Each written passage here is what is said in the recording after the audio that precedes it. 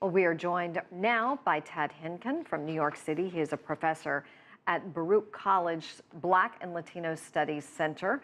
He's also the co-author of Entrepreneurial Cuba, The Changing Policy Landscape. Welcome to the broadcast. It's good to be here. Thank you very much for having me. Changing of the guard just around the corner. What can we expect? Well, with Cuba, you don't expect the unexpected because the government there has been very, very methodical about planning this transition going back a decade. And they have gradually promoted, given more responsibility, exposure.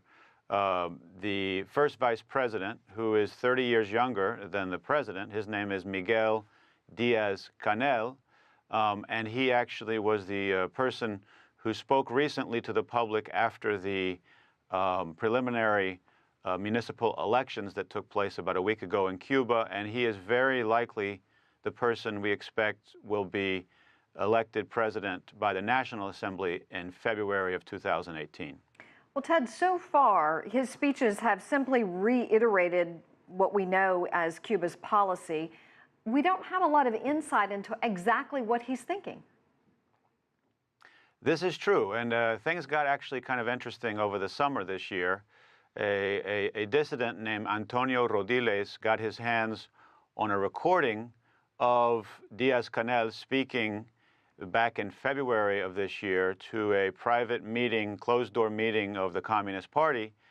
And whereas Diaz-Canel had been seen for many years as more of a moderate, someone who reaches kind of out to people, who seems to have modern ideas, and of course is much younger than the traditional historic leadership, in this recording, he is seen as parroting the hardest of hard lines in Cuba, assuring the members of the Communist Party that they are going to take care of the dissidents, not let them compete in the elections that took place just now.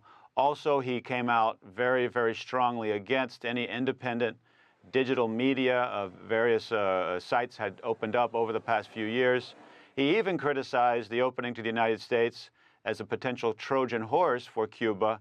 And finally, he questioned some of the opening toward the private sector. So even though he's 30 years younger, he's been selected by the hard line, and it looks like he's either speaking the hard line to reassure people, or perhaps he believes the hard line. But it's unclear right now what he will do once and if he takes power in February, and how much power will he actually have is unclear as well. Okay, well, Ted Henken, we're going to have to leave it right there. Thank you for your thoughts.